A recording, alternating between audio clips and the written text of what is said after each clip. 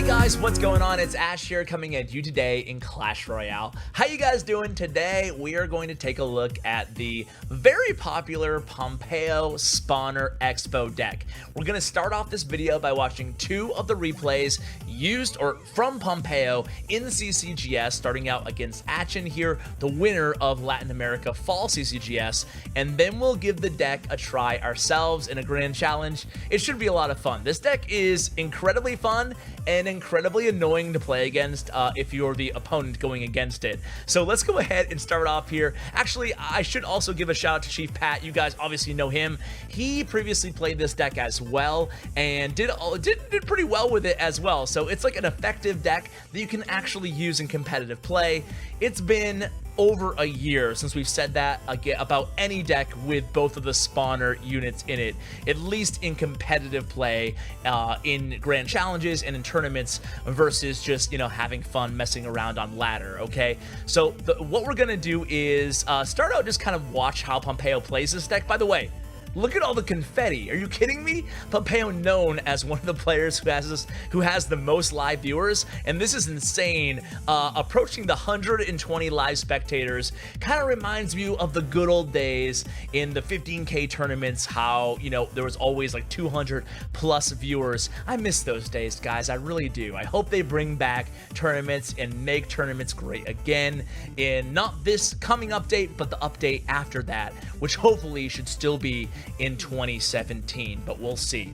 Anyway, back to the deck here. You can see that Pompeyo, I'm not sure if it would just happen to have to do with the deck he's playing against, which is bait, or if it was based on his starting hand, or if it was strategy based, but he actually held his 3 money cards to the end of this match, or right before double elixir time. That's the Spear Goblin Hut, the Barbarian Hut, and the Xbow. So with this deck, even though his opponent has Rocket here, we have a lot of Rocket value in this deck, but the fact is as long as we put the Barbarian Hut or the Xbow away from the tower, we can kind of bait out the Rocket, as you saw Pompeyo do there, using the Spear Goblin Hut, the less valuable of our 3 units, next to the tower. So as he was able to bait out that Rocket, he immediately placed the Xbow, and that's going to be very punishing for the opponent. Look at all the value the Xbow is getting, even though it's not locking onto the right tower there.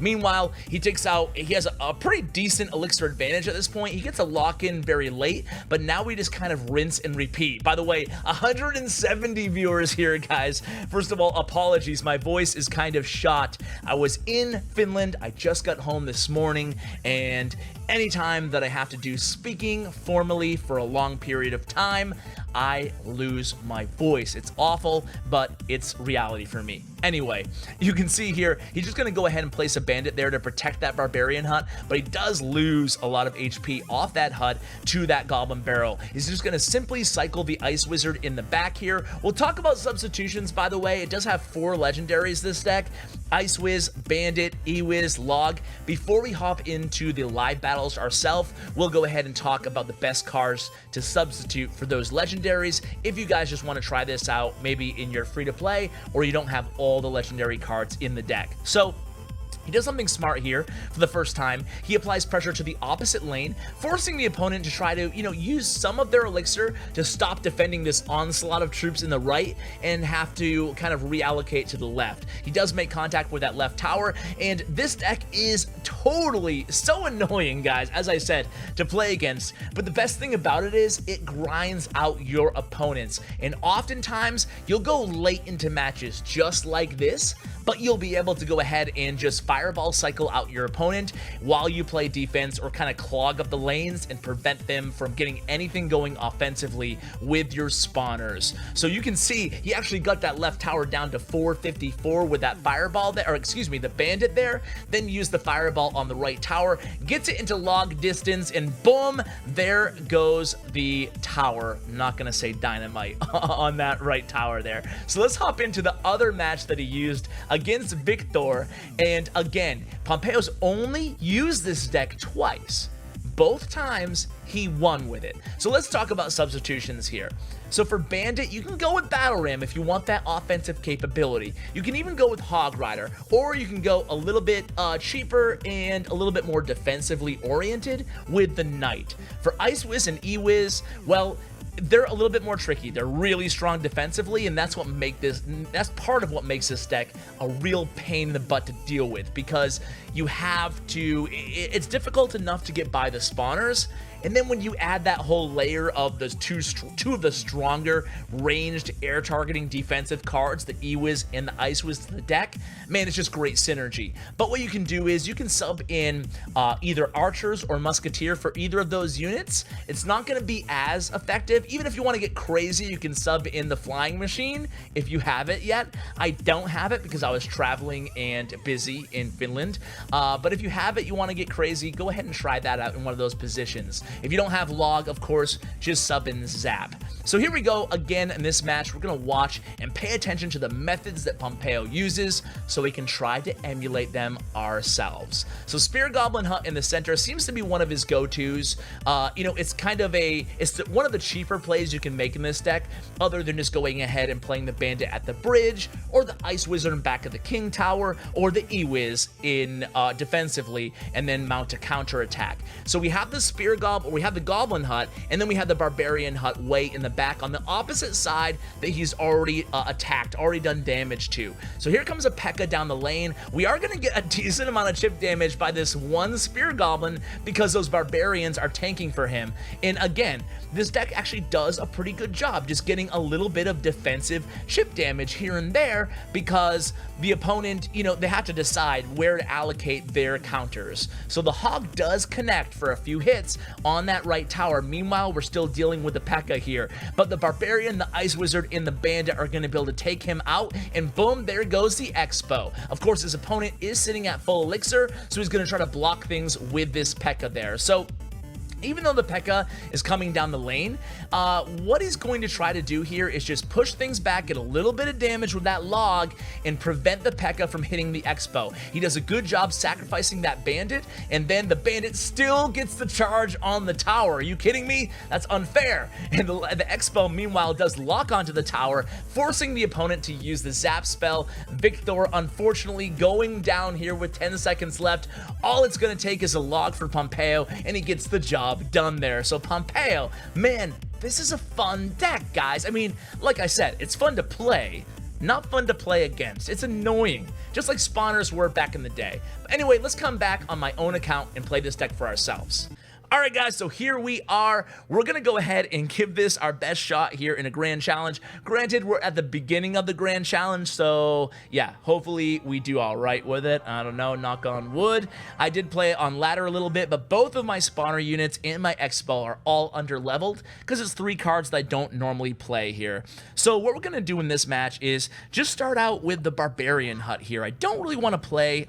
okay, no, he played the Mega Minion. We'll go ahead and play the Bandit in the left lane, kind of causing him to have to split his push here. So now we'll use the Ice Wizard to stop this E-Wiz. At least he's not going to get a hit, and hopefully, I was going to say, hopefully he'll engage that Mega Minion. Unfortunately, that kind of sucked there. He's going to get 2 hits in on our Goblin Hut. But meanwhile, he's going to play a Golem in the back. We're just going to immediately try to punish with this Xbow here. And the Xbow should, I was going to say should lock on, but he had 4 elixir just in time. A little late on that Log. He only gets 1 hit on our Xbow there with a mini P.E.K.K.A. That's going to be a recipe for disaster for him. We're going to take that tower down, it looks like, almost to, maybe we'll take it out even. No, he uses an lightning there. That's good, actually, for us, because the fact that he used that lightning means he can't support that golem push, and we're just going to go ahead and send in the Bandit because he used the lightning. He's low on elixir. He can't stop the Bandit, and the E-Wiz, we will take some damage on this right tower, but the E-Wiz will be able to stop this push. Again, we're forced to defend here with the Goblin Hut. I think that was a bad play on my part. I should have just used the Ice Wiz instead. Ice Wiz, Ice Wiz, Ice Wiz. Ash, use your favorite card, man. Use your favorite card. So instead, we're just going to go ahead and... how are we doing here? So the Spear Goblins will be able to finish off this left tower. That will be okay.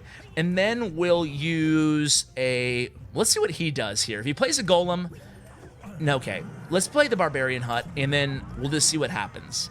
What I want to do is, I think he's going to play the Golem into this lane. He does. So now I can play the Xbow before the Golem crosses the Princess Tower. So that was a bad move on his part, unfortunately, because if you know your opponent has Xbow, you should always play the Golem right next to the Princess Tower so he can distract the Xbow. And he did make the mistake that we were hoping for. So now we're just going to use a log here, get more chip damage, kind of buy our Xbow more time to do damage to the tower. And then we're going to try to get a couple value fireballs here. Maybe one, maybe two, if we can cycle back to it. We'll certainly cycle back to the log and use that defensively here. Again, we're relying very heavily, guys, on our Ice Wiz and our E-Wiz, just doing real work defensively. He's forced to go in the opposite lane, but check this out, guys. We didn't take barely any damage off that big push in the right lane. So we're just going to play a defensive Xbow and wait this one out. We can get the right tower if needed with a fireball. Let's just kind of play defensively here and see what happens. So he's coming in with the Golem. 10 seconds left. There's no way he can catch me at this point. So it looks like we get another win here against a beatdown deck. Man, this deck is so fun to play. It's just like, I don't know, man. Pompeyo, he's a genius. He's a genius with these decks. I'm not saying it's the strongest tier 1 deck in the game. By no means, guys. So please, don't think that I'm saying that this is like the most OP deck in the game. I don't think it's necessarily a tier 1 deck. It's not a deck that I'll necessarily bring out in King's Cup, or will I? I don't know. We'll see.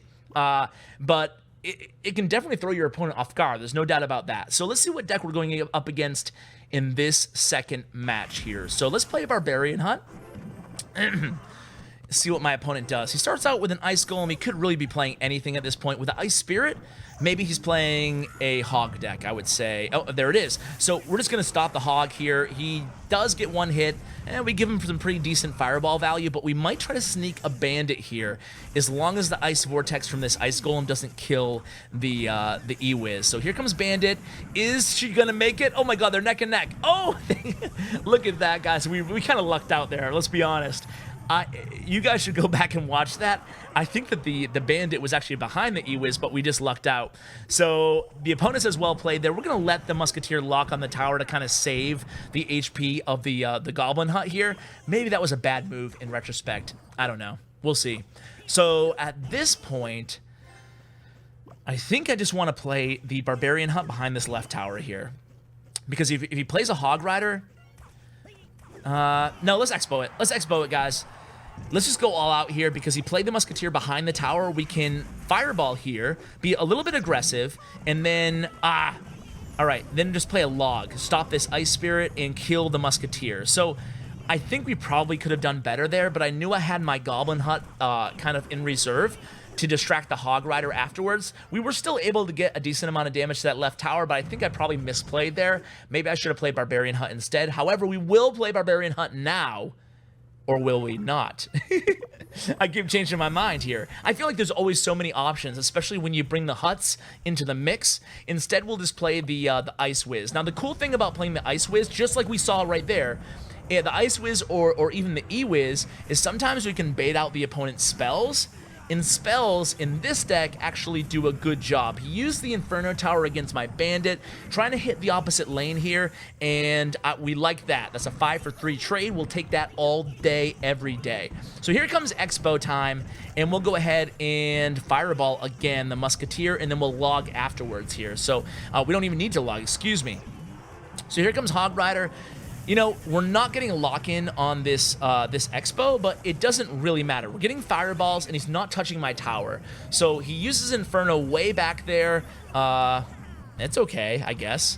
We won't get any hits off this tower. I mean, that was actually pretty well played, I guess. Oh, I didn't mean it. I didn't mean it as BM. I didn't mean that as BM. I meant that he actually stopped that push. Well played. I think you took it as BM. My bad. It wasn't meant that way. Mend, if you're watching, I apologize. It wasn't BM. All right, so anyway, we'll just play the Xbow here. At this point, we can just rocket. We can just Fireball cycle the opponent. The only thing that would make this deck dirtier, I think, is if we put the rocket in there instead of Fireball. So, but he really, you can see how frustrating it must be for him because he can't even touch my tower, guys. I mean, he can't get the Hog through. Just like my previous opponent couldn't get the Golem through. We're just going to play a Bandit and the E-Wiz here on this push, just to make sure he does not get lucky and get to my tower. So at this point, geez, I feel like we're kind of toying with him, but we're not. We just need to cycle to more fireballs. So here it comes. We're just going to keep spamming in front of this Xbow, and we should be able to protect it long enough to hopefully lock onto this tower. If not, we'll just fireball cycle. And man, this deck is so dirty, guys. I tell you what, man. We're just going to cycle here. He might just let me have it at this point. Looks like now he's playing some defense, but there we go. Xbow takes it down. That is going to do it, guys. Man, this is such a fun deck to play. I hope you guys enjoy it and play it yourselves. Huge shout out to Pompeyo again for inventing this deck, as far as I know, of course. And making sure you check out Pat's video if you want to see more gameplay of a YouTuber playing the deck. So guys, huge shout out to Bren Chong, my YouTube partner. Make sure you check him out in the description below. Thank you so much for watching, and as always, take care, guys.